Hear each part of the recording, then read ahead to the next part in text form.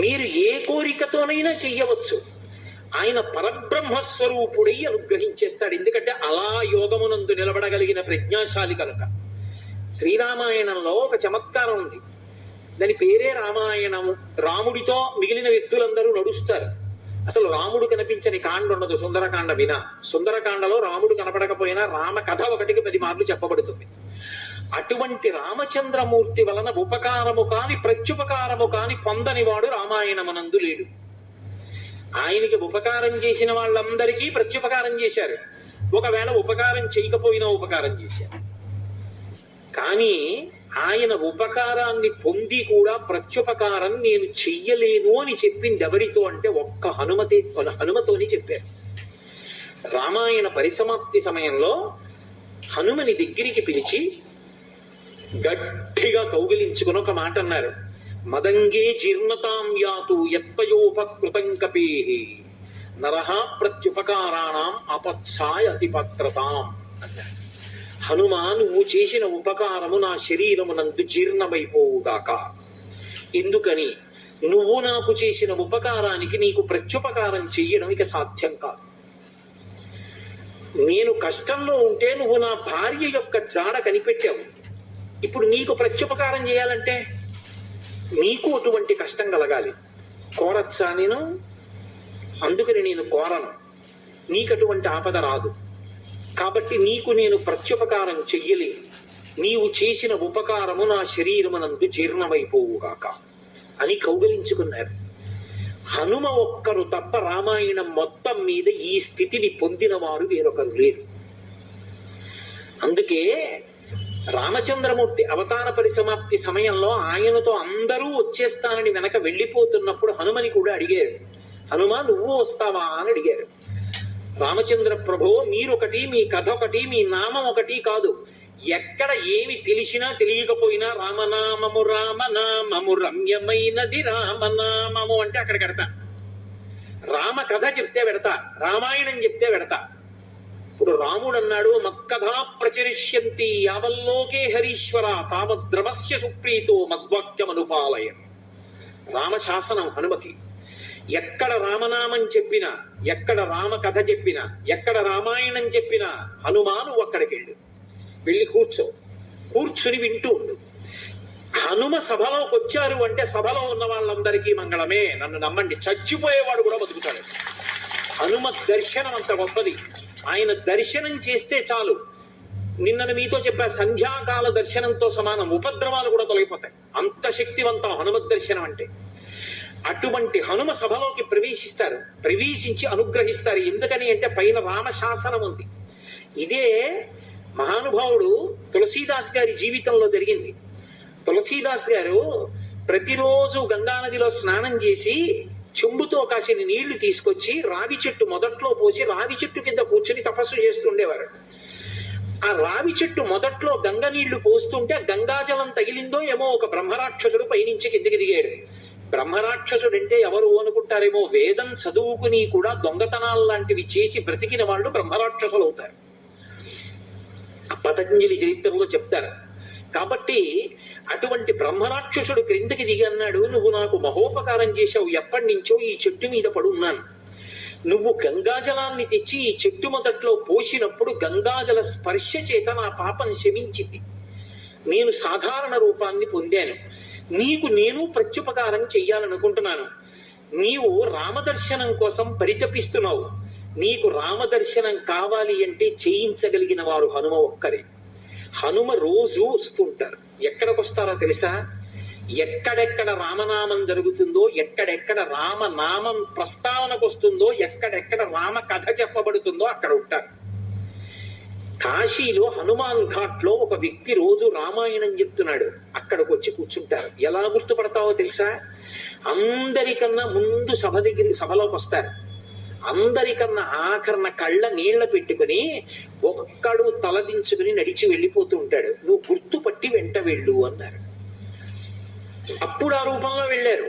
అన్ని వేళలా అలా వెళ్ళరు, ఏ రూపంలోనైనా పెడతారే.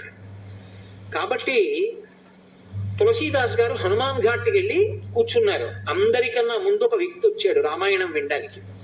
అందరూ వెళ్ళిపోయిన తర్వాత తల ఉంచుకుని కన్నులమ్మట నీరు కారుతుండగా వెడుతున్నాడు. తులసీదాస్ గారు ఆయన వెంటబడ్డారు. ఆ వ్యక్తి కనిపెట్టాడు, ఎవరో నన్ను వెంబడిస్తున్నారని. ఆయన హనుమ, ఆ ముందు వెడుతున్నవారు. వెనక్కి తిరిగి గద్దించారు, ఎందుకు నా వెంట వస్తున్నావు, ఆగక్కడ. కాదు, నాకు రామదర్శనం కావాలి, నీ వల్లే జరగాలి, వెళ్ళి కాళ్ళ మీద పడ్డారు. కాళ్ళ మీద పడితే ఆయన ఒక స్థలాన్ని చెప్పారు, అక్కడ కూర్చుని నువ్వు జపం చెయ్యి, తపస్సు చెయ్యి, నీకు రామదర్శనం అవుతుందన్నారు. తులసీదాస్ గారు కూర్చుని తపస్సు చేస్తున్నారు. తపస్సు చేస్తుంటే రామలక్ష్మణులు ఇద్దరూ రాజకుమారుల రూపంలో గుర్రాల మీద వచ్చారు. వచ్చి గుర్రాలు దిగి అరుగు మీద సేద తీరారు. ఎవరో రాజకుమారులని తులసీదాస్ గారు ఊరుకున్నారు. వాళ్ళిద్దరూ గుర్రం ఎక్కి వెళ్ళిపోయారు. హనుమ వచ్చారు, రామలక్ష్మణులు వచ్చారు, గుర్తుపట్టావా అన్నారు. ఎప్పుడు వచ్చారు అన్నారు. అయ్యో, ఇద్దరు రాజకుమారుల వేషంలో వచ్చారయా, నువ్వు గుర్తుపట్టలేదు, వెళ్ళిపోయారు అన్నారు. ఎంతో బాధపడ్డారు. మళ్ళీ సాధన చెయ్యన్నారు. మళ్ళీ సాధన మొదలుపెట్టారు. మళ్ళీ సాధన మొదలు పెడితే కొన్నాళ్ళు అయిపోయిన తర్వాత చిన్న పిల్లవాడి రూపంలో రాముడు వచ్చాడు. గంధం తీస్తున్నారు తులసీదాస్ గారు రామచంద్రమూర్తికి అనులేపనం చేయడానికి. చిన్న పిల్లవాడి రూపంలో వచ్చి, టాటా టాటా నాకు గంధం ఇస్తావా అని అడిగాడు. ఇది రాముడి కోసం రా, పో అన్నారు తులసీదాస్ గారు. మళ్ళీ పొమ్మంటున్నాడు రా రాముడు వస్తే అని హనుమ వెంటనే పంజరంలో చిలక రూపంలో వచ్చి పాట పాడాడు. రాముడు బాలుడి రూపంలో వచ్చి తులసీదాస్ గారిని గంధం అడుగుతున్నాడు, గుర్తించలేని తులసీదాసు వెళ్ళిపోమ్మంటున్నాడు అని. అది విన్నటువంటి తులసీదాస్ గారు వెంటనే పిల్లవాడి కాళ్ళు పట్టుకుని పిల్లవాడి కాళ్ళ మీద పడ్డారు. పడగానే రామచంద్రమూర్తిగా దర్శనమిచ్చారు. దర్శనమిచ్చి, తులసీదాస్, నా పేరు మీద నువ్వు రామాయణాన్ని, దక్షిణ దేశంలో వాల్మీకి రామాయణం, దక్షిణ దేశం ఎక్కడైనా వాల్మీకి రామాయణం, కానీ నువ్వు ఇప్పుడు రామచరితమానస్ అన్న పేరు మీద రామాయణాన్ని రచించు. ఉత్తర భారతదేశంలో రామచరితమానస్కి ఎంత గౌరవం అంటే, మీరు ఆలయాల్లోకి వెళ్ళండి, వ్యాసపీఠాలు పెట్టి దాని మీద రామచరితమానస్ పెడతారు. గుళ్ళోకి వెళ్ళిన వాళ్ళు కనీసం ఒక్క శ్లోకమైన అందులోంచి చదువుకుని చక్కగా ఓ పువ్వు ఏదో పెట్టి నమస్కారం పెట్టొస్తారు. రామచరితమానస్కి అంత గొప్ప. విచిత్రం ఏంటంటే, హనుమాన్ చాలీసా, రామచరితమానస్ రెండు తులసీదాస్ గారి శరీరంతో ఉండగానే ప్రఖ్యాతి వహించేసి, అటువంటి తులసీదాస్ గారు ఎప్పుడూ రామనామం చెప్తుండేవారు. ఒకప్పుడు తులసీదాస్ గారు గంగ ఒడ్డున నిలబడి ఉన్నారు. ఒక ఆవిడ గబగబా వచ్చి ఆయన కాళ్ళ మీద పడి నమస్కారం చేసింది. ఎప్పుడూ అలవాటు మీద తులసీదాస్ గారు దీర్ఘ సుమంగళీ భవ. అయ్యా, నన్ను దీర్ఘ సుమంగళీ భవ అంటున్నారు, నా భర్త మరణించాడు, అదిగో చితి మీద పడుకోబెడుతున్నారు దహన సంస్కారానికి, మీ నోట వంట వచ్చిన మాట అబద్ధం కాకూడదు అందావిడ. నా నోట రావడం ఏమిటమ్మా, రాముడు పలికించాడు.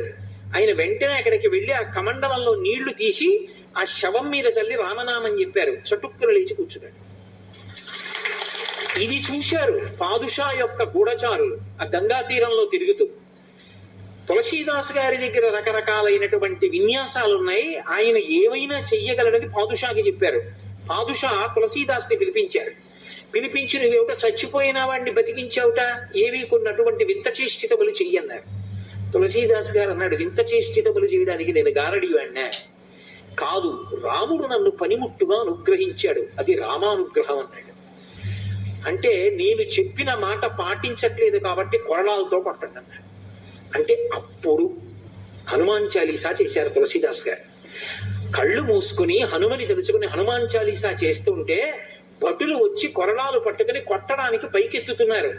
ఆశ్చర్యం ఏమిటంటే, ఆ రోజున పాదుషా కోట అంతఃపురం అంతటా పెద్ద పెద్ద కోతులు వచ్చి ప్రతి సైనికుడి చెయ్యి పట్టుకున్నాయి కదలకుండా. పాదుషా భయపడిపోయి సింహాసనం దిగి కిందకొచ్చి తులసీదాస్ గారి కాళ్ళ మీద పడ్డాడు. అప్పుడు ఖచ్చితంగా పూర్తయిపోయింది హనుమాన్ చాలీసా. ఆ తులసీదాస్ గారి చదివినప్పుడు అన్ని కోతుల రూపంలో వచ్చి ఎదురుగుండా హనుమ నిలబడి కాపాడారు తులసీదాస్ గారిని. అందుకే అప్పటికీ ఇప్పటికీ ఎప్పటికీ కూడా హనుమాన్ చాలీసాకి అంత శక్తి. తులసీదాస్ గారు ఎప్పుడు మాట్లాడుతుండేవారు స్వామి హనుమతోటి. రామాయణ రచన చేసేటప్పుడు, రామచరితమానస్ రాసేటప్పుడు ఏ ఘట్టం దగ్గరికి వచ్చేటప్పుడు ఆయా ఘట్టం దగ్గర మళ్ళీ హనుమకి చదివి వినిపిస్తూ ఉండేవారు. హనుమ అంతా చదివి సరేనంటుండేవారు. అప్పో ఎన్ని చమత్కారాలు వాళ్ళిద్దరి మధ్యలో, ఎన్ని విశేషాలు జరిగాయో తులసీదాస్ గారికి హనుమకి. అంతటి గొప్ప అనుబంధం. అందుకే హనుమ గురించి తులసీదాస్ గారు ఏవి చెప్పారో అవన్నీ కూడా అద్భుతమైనటువంటి విషయాలు. రామచరితమానస్ అంత గొప్ప గ్రంథం. తులసీదాస్ గారిని అనుగ్రహించారు. మహానుభావుడు స్వామి హనుమ అనేకమైనటువంటి అవతారాల్లో ఈ లోకంలో వచ్చి ఎందరినో అనుగ్రహించారు. వారు వచ్చినటువంటి అవతారములు ఎన్నో ఉన్నాయి.